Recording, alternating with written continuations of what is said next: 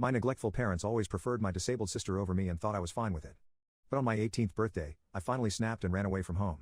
My sister was born when I was 2 years old and was diagnosed with Down syndrome.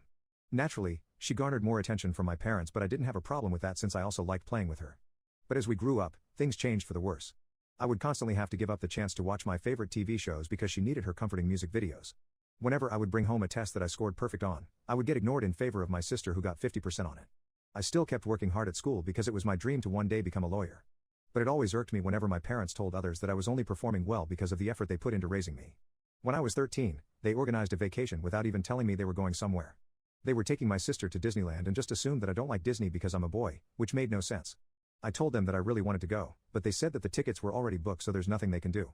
My sister also had a bunch of food allergies, meaning we couldn't just eat at any restaurant. I still wanted my parents to sometimes cook the food that I liked, but they always said, we as a family need to eat the same food as her to show our support. However, I think they misunderstood the meaning of allergies. Every time my sister said she didn't like something, they assumed it was because she was allergic to it. When my 16th birthday was coming up, they made a big deal about it and told me that they would take me anywhere I wanted for my birthday party. I told them I wanted to go eat some Italian food at this really famous fast food restaurant. They replied, we can't take you there because your sister is allergic to Italian food. She isn't allergic at all, and actually just doesn't like it, but of course my parents wouldn't admit that. I asked them if they were lying when they told me I could ask for anything, and they got really flustered. Then they tried to guilt trip me by saying, you wouldn't want your sister to be all hungry while you're celebrating, right? I kindly reminded them that they had planned an entire vacation while excluding me. My birthday was a special day for me, so they should be able to compromise a little. But to my surprise, they just flat out refused my wish. For an entire week, they kept asking if I changed my mind and was ready to do the right thing. My answer never changed, however, since I wasn't just going to back down this time. They didn't even care and told me that they had booked the family favorite restaurant for my birthday.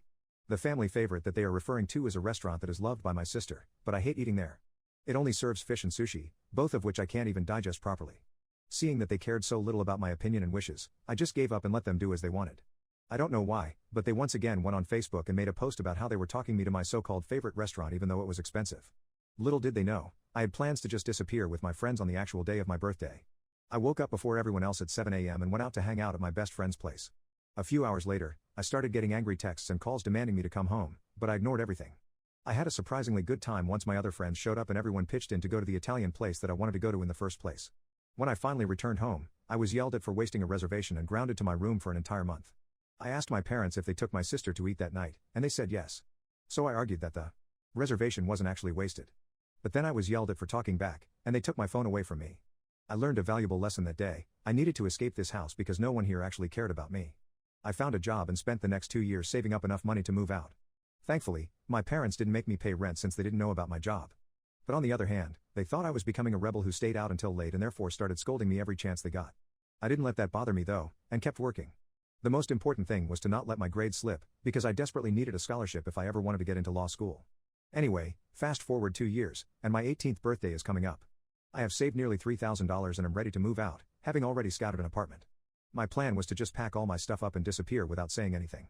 But then they started making a big deal about me turning 18, and said that I could ask for anything I wanted. I realized it was a repeat of 2 years ago, and decided to give them a chance to make things right. I told them I wanted to go eat at the Italian place again, and decided that if they agreed, I would abandon my plans to move out. And of course, they told me to cut it out and that I needed to accommodate my little sister even if it's my special day, completely ignoring the fact that we have been accommodating her for her entire life. The weirdest part was that they once again booked a reservation at that family favorite restaurant and assumed that I had learnt my lesson. One day before my birthday, I decided to tell them my true feelings on the matter. I sat down peacefully and started explaining my point of view of how they were doing things. I never raised my voice, and yet, just 2 minutes into the conversation, I was told to shut up. Apparently, I was a rude, rebellious kid because I couldn't handle them taking care of my sister instead of me. This is when I lost my cool. I stood up and yelled at them, listen to what I'm saying, goddammit.